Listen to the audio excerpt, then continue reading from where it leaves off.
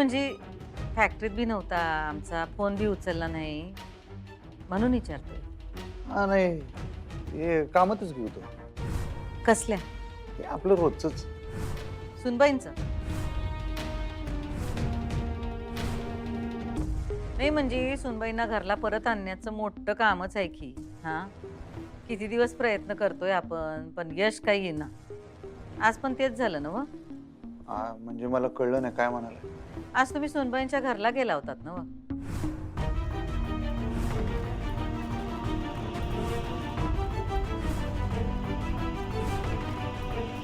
खरंच अधिपती भेटले होते? हो, का कसं काय काय काय म्हटले ते? कधी भेटले? आज. म्हणजे असं काही ठरवून वगैरे नव्हते भेटले, मग अचानकच आले समोर.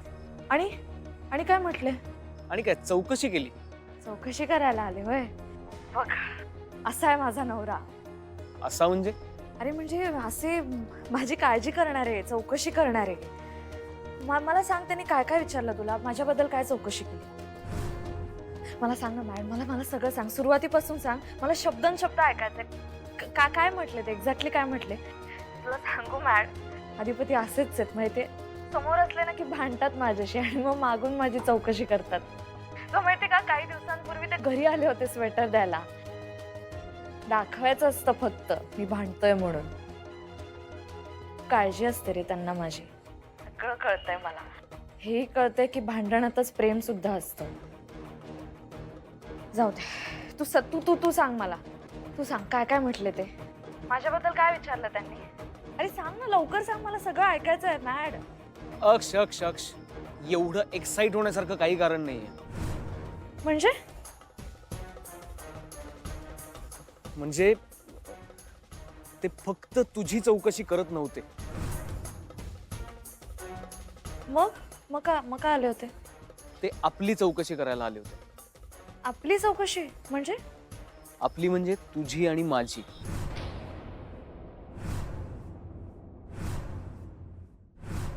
काय झालं? तुम्ही एकदम गप्प का झालात? आज सुनबाईंच्या घरला गेलता ना हो तुम्ही? हा गेलतो.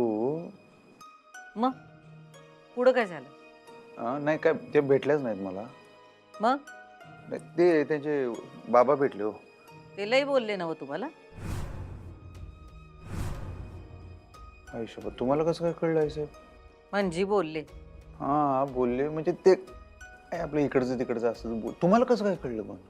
तुम्ही नाही सांगितलं तरी आम्हाला सगळं कळतं अधिपती. काय गरज होती का तिकडे जायची?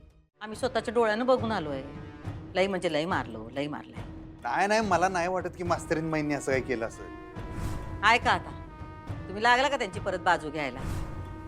अधिपती सुनबाई येड्यावानी वागायला लागल्यात हे बघा जरा नीट.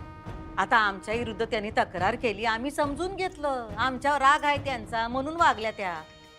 पण आता ते एवढ्याशा पोराला केवढं मारलंय हो. त्या पोराचा जीव बीव गेला असता म्हणजे कुठवर गेलं असतं काय? आता आपला राग त्या बाहेर काढायला लागल्यात.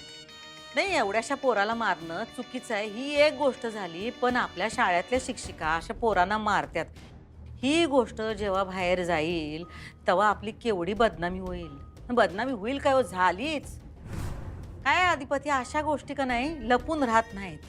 म्हणजे आपण 4 चांगल्या गोष्टी केल्या तर त्या काय बाहेर जाणार नाहीत, पण आपलं एवढंसं काही चुकलं तर लगेच ते बाहेर जातंय, लगेच त्याची पब्लिसिटी होती.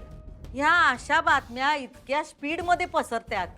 आम्हाला 2-4 फोन बी आले इतक्यात. हा काय काय झालं तुमच्या सुनबाईंना? त्या अशा येड्यावानी का वागत्यात? असं पोरांना मारत्यात कशा पायी? काय ना अधिपती, लोकांना स्वतःच्या घरात काय चाललंय याच्याशी काही घेणं देणं नसतंय, पण दुसऱ्याच्या घरात काय चाललंय याच्याकडे बारीक लक्ष असतंय. त्यात आपल्या घराकडं किती लक्ष आहे लोकांचं तुम्हाला चांगलंच ठाव आहे. मग अशा घरच्या सुनेनं कसं वागलं पाहिजे सांगा की? हा, पण ह्यांना ना काही कळतच नाही. आता ह्यांच्या बऱ्याच गोष्टींकडं आम्ही दुर्लक्ष केलं, पण आता ह्या गोष्टीकडं आम्ही दुर्लक्ष नाही करू शकत. लई सेन्सिटिव्ह मॅटर होता हो. आम्हाला जेव्हा कळलं ना आम्ही ताबडतोब गेलो तिकडं. बरं झालं आम्ही तिकडं गेलो, कारण ते तर म्हणत होते यांना पोलिसात द्या अशी मागणी होती त्यांची. आम्ही समजवलं त्यांना. तुझ्यामुळे काही झालेलं नाही आणि होणारही नाही. आमच्यामध्ये जी काही छोटी मोठी कुरबूर चालू आहे त्याला आम्हीच जबाबदार आहोत. अक्ष, ह्याला कुरबूर नाही, ह्याला भांडण म्हणतात. मोठं भांडण. हो ठीक आहे मोठं भांडण आहे पण तेही मिटेल लवकर मला माहितीये. तू नको काळजी करूस. अक्ष, मला तुझी काळजी वाटते यार, म्हणून मी सांगतोय हे तुला. तू नको काळजी करूस मॅड. मी सांगते ना तुला, ही वेळ आहे ही पण निघून जाईल. मला माहितीये सगळं ठीक होणार आहे. अरे आत्ता अधिपती जे काही बोलतायत ते सगळं रागाच्या भरात बोलतायत रे. त्यांच्या मनात काही नाहीये तसं. मला माहितीये ना आमचा खूप विश्वास आहे एकमेकांवर. आमच्या नात्याचा पायाच विश्वास आहे. आम्ही काही लपवत नाही एकमेकांपासून कधीच. आणि नवरा बायको तर आत्ता झालो रे आम्ही. आधी मित्रमैत्रीण होतो एकमेकांचे. त्यांचा आत्ता जो काही राग आहे ना तो सगळा माझ्यावर आहे. मला माहितीये. मला कळतंय ते. तो राग फक्त तुझ्यावर निघतोय एवढंच. आणि सॉरी तुला माझ्यामुळे हे सगळं ऐकून घ्यावं लागतं त्याबद्दल. पण त्यांचा राग वरवरचा आहे रे. अक्ष प्लीज, परत तू सॉरी वगैरे म्हणून मला परक नको करूस यार. हे बघ, मी मित्र आहे तुझा आणि तुझ्यासाठी काहीही करेन मी. थँक्स. तर परत थँक्स म्हणून आणखी परक नको ना करूस यार. नाही रे तसं नाही पण खरंच थँक्यू. आणि ऐक, त्यांच्या बोलण्याचा विचार करू नकोस. त्यांचा राग तुझ्यावर नाहीये. ओके. त्यांना माझ्याशी डिरेक्टली बोलता येत नाही ना म्हणून ते चौकशी करतात तुझ्याकडे. ठीक आहे, तू म्हणतेस तर तसंच असेल. पण हे बघ अक्ष, तुला काहीही मदत लागली तरी मला फक्त एक फोन कर. मी तुझ्यासाठी कायम आहे, लक्षात ठेव. हो ठीक आहे. Good night. Good night.